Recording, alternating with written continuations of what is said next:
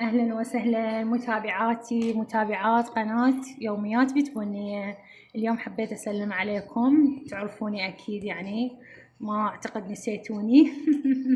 وقلت اليوم أشارككم عبارة، والعبارة تقول choose yourself more often، بمعنى اختار نفسك كثير من الأحيان. حبيت أسلم عليكم، مشتاقة لكم هواية، خلي أسمعكم شوي أكمل لكم.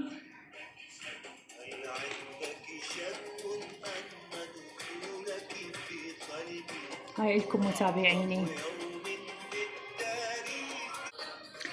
اي متابعات، اريد تكتبوا لي آراءكم، شنو آراءكم، شنو اقتراحاتكم بعد ما استلمتها. صديقتي طبعا هي، واختي مو بس صديقتي، وطبعا هي شوية تتردد تحكي، يعني جزء مرور الوقت يعني تحكي.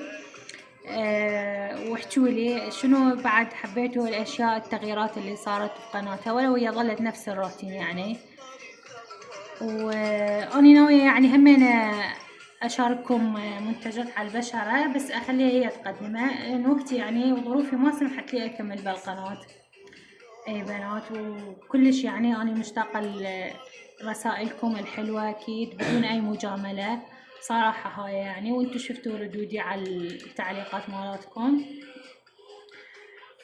وهذا يعني حبيت انطيكم هيجي.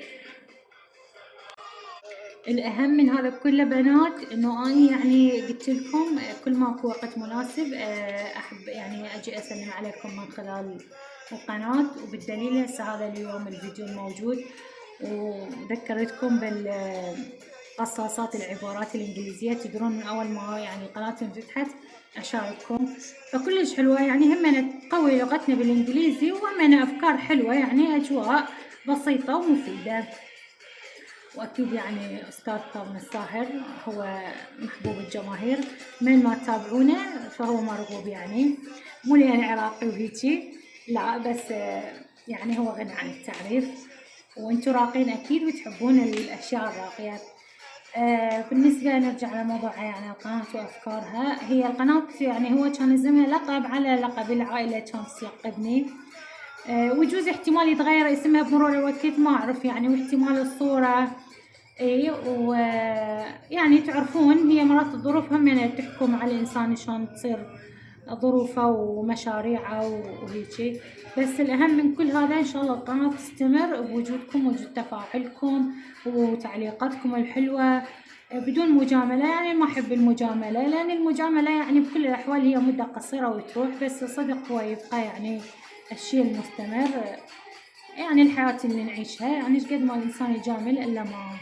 وانصحكم بنات تاخذون من هاي الدفاتر، كلش حلوة يعني، ايش عندكم اشياء شيء. تدرون بنات هاي الدفاتر يعني حتى اول شي يطلعون طاقتكم اذا عندكم طاقة، واي شي يعني بنفسكم ما تحبون تثقون باحد، يعني تعرفون الدنيا الان صار بها اشكال، او تحبون تكتبون اشياء حلوة، عبارات او مواقف حلوة، مو الا يعني اشياء. فهيجي اشياء يعني حلوا بيها حياتكم، هي بسيطة يعني بس لها معنى كبير. يعني هاي اليوم افكاري اللي حبيت من الفرصة انتهزها واعطيكم اياها. وعاد اشوف الفيديو ما اعرف ايش قد هو مدته حيصير، وشنو راح تقدم بعد ويا يعني صديقتي اللي هي مستلمة القناة. وكتبوا لنا آراءكم بالتعليقات.